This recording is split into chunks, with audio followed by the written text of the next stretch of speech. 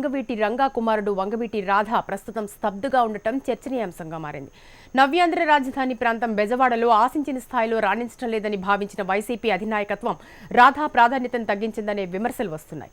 దాంతో వంగవీటి రాధ జనసేన పార్టీలోకి వెళ్తారనే టాక్ వినిపిస్తోంది. వంగవీటి రాధ మాజీ ఎమ్మెల్యేగా కంటే వంగవీటి రంగా కుమారుడిగానే ఫేమస్. 3 సార్లు ఎమ్మెల్యేగా పోటీ చేసిన రాధ 2 సార్లు ఓటమి పాలయ్యాడు. 3 సార్లు కూడా 3 పార్టీల నుంచి పోటీ చేశారు. అయితే ఏ పార్టీలోనూ ఇమడలేకపోయాడనే విమర్శలున్నాయి.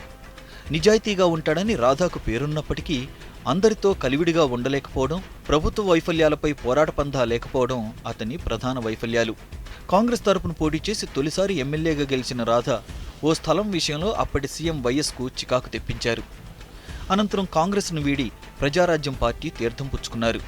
అయితే విజయవాడ సెంట్రల్ నుంచి పీఆర్పీ తరపున పోటీకి దిగిన రాధ ఓటమి పాలయ్యారు.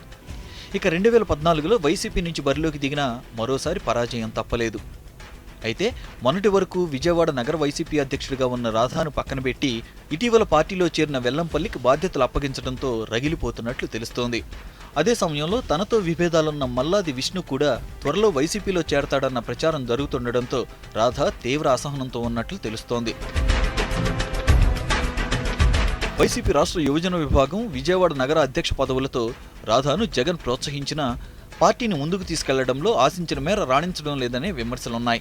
అందుకే వెల్లంపల్లికి నగర అధ్యక్ష పదవిచ్చి రాధాను రాష్ట్ర ప్రధాన కార్యదర్శిగా నియమించారని అంటున్నారు.